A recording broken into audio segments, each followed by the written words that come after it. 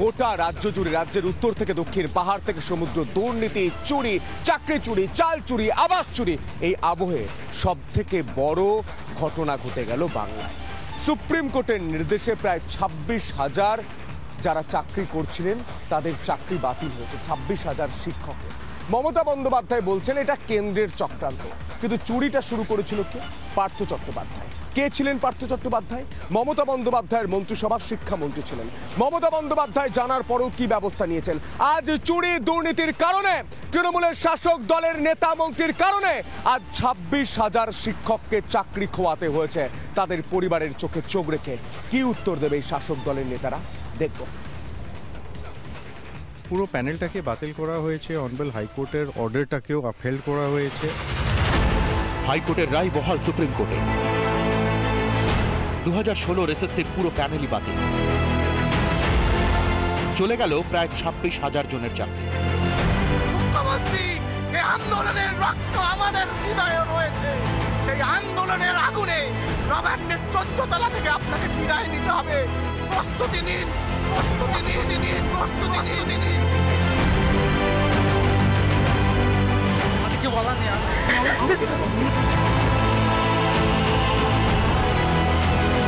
আমাদেরকে পুরো শেষ করে দেওয়া হলো। এবার আপনি খুশি তো? 2024 এপ্রিল থেকে 2025 এপ্রিল, সময়ের ফারাক 1 বছরের। এই 365 দিনে বদলেছে আদালত, বদলেছেন হাকিম, কিন্তু বদলালো না হুকুম। 1 বছর আগে মুখ্যমন্ত্রী বলেছিলেন কারো চাকরি খেতে দেবেন না তিনি। আমিও বলে রাখি, আমরাও লড়ে যাব, লড়াই করব। যাদের কথা বলা হয়েছে চাকরি বাতিল করা হলো, চিন্তা করবেন না, হতাশ হবেন না, কেউ জীবনের ঝুঁকি নেবেন না। আমরা সবাই আপনাদের পাশে আছি এবং যতদূর লড়াই করার আমরা লড়াই করব। কিন্তু বছর ঘুরলে দেখা গেল অন্য ছবি। তৃণমূলের নেতা মন্ত্রীদের দুর্নীতির শাস্তি পেলেন হাজার হাজার চাকরিজীবী। আরও একবার বেআব্রু হয়ে গেল কমিশনের অপদার্থতা। চাল থেকে আলাদা করা গেল না কাপড়। পাপ আর পুণ্যের মধ্যে যখন সংঘাত হয়, নিরাপরাধ কিছু মানুষ তার বলি হয়, আলটিমেটলি সত্যের জয় হয়। তাতে যেটা দেখেছিলাম তাতে হচ্ছে যে যা সিবিআই রিকভার করেছিল গোড়ায় গলদ ছিল। তো যেখানে গোড়ায় গলদ সেখানে তো কোনোভাবেই এই রিক্রুটমেন্ট প্রসেসকে বাঁচানো যেত না। বৃহস্পতিবার সবার নজর ছিল সুপ্রিম কোর্টের দিকে। দেশের প্রধান বিচারপতি সঞ্জীব খান্না ও বিচারপতি সঞ্জয় কুমারের বেঞ্চের পর্যবেক্ষণ। দুর্নীতি হয়েছে প্রাতিষ্ঠানিক, কোনোভাবেই বাছাই করা সম্ভব হচ্ছে না কারা যোগ্য আর অযোগ্যই বা কারা। ফলে হাইকোর্টের নির্দেশে কোনো হস্তক্ষেপের প্রয়োজনীয়তা নেই। 30,000 চাকরি যে বাতিল হলো তার দায়টা কি একেবারে রাজ্য সরকারের, এবং খুব স্পেসিফিক বলতে গেলে যারা এই ঘুষ নিয়ে চাকরি দিয়েছে তাদের। সুপ্রিম নির্দেশে বাতিল হয়েছে পুরো নিয়োগ প্রক্রিয়া। এবার 3 মাসের মধ্যে নতুন করে শুরু করতে হবে সবকিছু। তবে চাকরি থাকছে শুধু ক্যান্সার আক্রান্ত সোমা দাসের। সোমা দাসের চাকরি বহাল থাকলো। আর সবার সোমা দাস বলতে ক্যান্সার আক্রান্ত সেই পেশেন্টের চাকরি বিচারপতি অভিজিৎ গঙ্গোপাধ্যায় চাকরি বহাল রেখেছিল ডিভিশন বেঞ্চও। আর যে তদন্ত হয়েছিল ক্যাবিনেটের এগেন্সে, তদন্ত ডিরেকশন দিয়েছিল, সেটাও বহাল রাখলো আজকে মহামান্য সুপ্রিম কোর্ট। যারা যেমন দুর্নীতি করে পেয়েছে তারা তাদের যোগ্য শাস্তি পাক, এবং যারা সত্যি চাকরির যোগ্য বা চাকরির যোগ্যতায় চাকরি পেয়েছেন তাদের চাকরিটা বহাল থাক। কিন্তু আজ রায়ে দেখলাম সেটা হলো না। সেটা সত্যি অবশ্যই খারাপ লাগছে। শাসক নেতাদের সীমাহীন লোভ আজ পথে বসিয়েছে হাজার হাজার যুবক যুবতীকে। এতদিন ধরে রোজগার করা চাকরিজীবীরা এখন বেকার। অবরুদ্ধ করে দেওয়া উচিত, গোটা রাজ্য অবরুদ্ধ করে দেওয়া উচিত। মুখ্যমন্ত্রীর বাড়ির ঘরদর একদম এলাকা অবরুদ্ধ করে দেওয়া উচিত। কারোর যদি কোনো ব্যক্তিগত স্তরে কোনো ক্ষতি হয়, কারোর যদি কোনো জীবনহানি হয়, এর জন্য স্বয়ং মমতা বন্দ্যোপাধ্যায় দায়ী থাকে। ক্ষমাহীন অপরাধ। এই সরকারের আর 1 সেকেন্ড ক্ষমতায় থাকার যোগ্যতা নেই। এই ছেলেমেয়েগুলোর বাড়ির লোক নেই, এদের ভবিষ্যৎ থাকবে না। এর সমস্ত রেসপন্সিবিলিটি এইরকম অযোগ্য মুখ্যমন্ত্রী পশ্চিমবাংলার, যিনি শুধুমাত্র ভোট ছাড়া আর নিজের স্বার্থ ছাড়া আর কিচ্ছু চিন্তা করেননি। এবার কি হবে? যারা এতদিন চাকরি করতেন কিভাবে সংসার চলবে তাদের? রিপাবলিক বাংলা।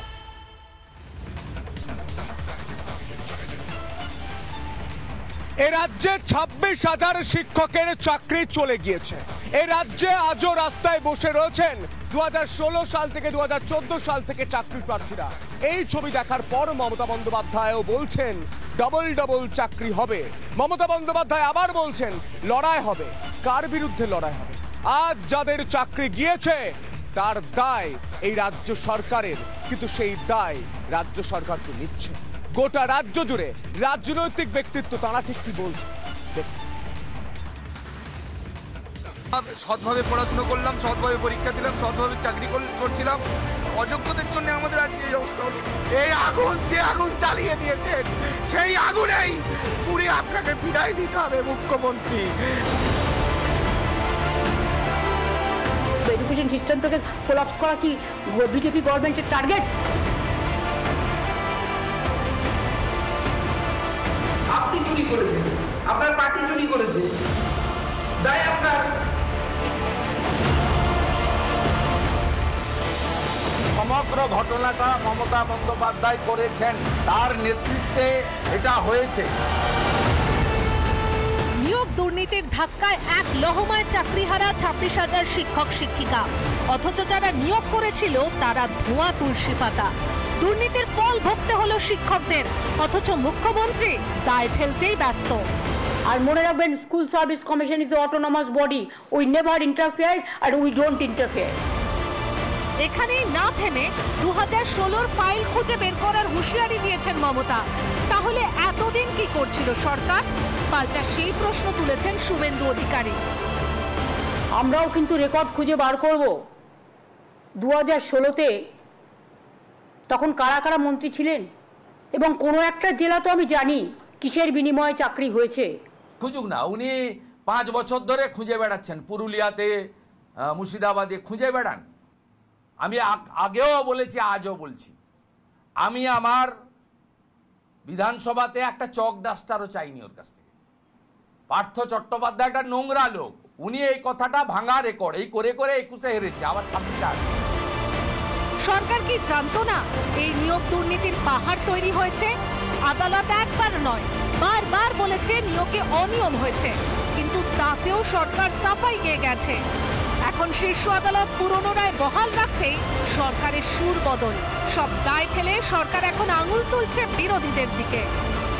20,000-25,000 টিচারকে যদি বাদ দিয়ে দেওয়া হয়, তর্কের খাতিরে ধরে নিলাম বাদ দিয়ে দিয়েছেন, স্কুল কলেজগুলো পড়াবে কে? তার মানে কি এডুকেশন সিস্টেমটাকে কোলাপস করতে চাইছেন বিজেপি সিপিএম? এই পরিবারগুলো যদি অচল হয়ে যায় তাহলে বিজেপি সিপিএমও কিন্তু সচল থাকবেন না, এটা মাথায় রাখতে হবে। কোনো ঘটনা ঘটলে দায়িত্ব আপনাদের হবে, আপনাদের নিতে হবে। মমতা বন্দ্যোপাধ্যায় পার্টির এই দুষ্কৃতীদের জন্য, যারা ঘুষখোর, জোচ্চোর তৃণমূল নেতা, তাদের জন্য এই এতগুলো পরিবার আজকে রাস্তায় বসলো। আমরা ছেড়ে দেব না। আমরা আগামী দিনে মমতা বন্দ্যোপাধ্যায়ের সরকারকে এই তার চেয়ার থেকে উঠিয়ে ফেলবো। এর জন্য দায়ী হচ্ছে মমতা বন্দ্যোপাধ্যায়। আদালতের নির্দেশ মতো নতুন করে নিয়োগের কথা জানিয়েছেন মুখ্যমন্ত্রী। প্রশ্ন হলো, যারা এত বছর ধরে দুর্নীতি থাকলো তারাই এবার সঠিকভাবে নিয়োগ করবে? এটা কি কেউ বিশ্বাস করবে? এতদিন যে ভুল পথে নিয়োগ হলো তার দায় কে নেবে? আপনি চুরি করেছেন, আপনার পার্টি চুরি করেছে, দায় আপনার। আপনার পার্টির জেলা জেলাতে নেতারা টাকা নিয়েছে, এই এসএসসি ছেলে মেয়েরাই করবে। আমি বলছি তাদেরকে মুখ খুলে বলতে, মমতা বন্দ্যোপাধ্যায় আপনাদেরকে বাজাতে পারবে না। মমতা বন্দ্যোপাধ্যায়ের সময় হয়ে গেছে, তাই হবে। 26,000 চাকরি গেছে, চোর মুখ্যমন্ত্রী আউট, সব মুখ্যমন্ত্রী বসবে বাংলার প্রতি। পুরো নিয়ন্ত্রণটা নিয়েছিলেন পার্থ চট্টোপাধ্যায়, এবং 18 সাল থেকে 21 সাল পর্যন্ত দফায় দফায় দফায় এই অবৈধ নিয়োগগুলো আপনারা করেছেন। অর্থের বিনিময়ে, রাজনৈতিক পরিচয়ের বিনিময়ে, তৃণমূলের বড় নেতাদের আত্মীয় স্বজন হওয়ার সুবাদে। একটাই দাবি, দফা 1, দাবি 1, মমতার পদত্যাগ।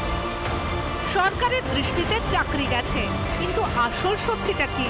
চাকরি হারিয়ে পথে বসলো 26,000 শিক্ষক শিক্ষিকা, আর সরকার দোষ চাপিয়ে হাত ধুয়ে ফেললো।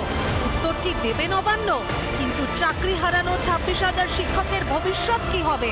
উত্তর কি আদৌ মিলবে, নাকি উত্তরও প্রতিশ্রুতির ফানুস হয়ে উড়ে যাবে? রিপাবলিক বাংলা। নানা ধরনের কন্টেন্ট দেখার জন্য লাইক করুন, শেয়ার করুন আমাদের ফেসবুক পেজ, সাবস্ক্রাইব করুন আমাদের ইউটিউব চ্যানেল। পাশাপাশি অন্যান্য ব্রেকিং নিউজের জন্য অবশ্যই চোখ রাখুন রিপাবলিক বাংলায়।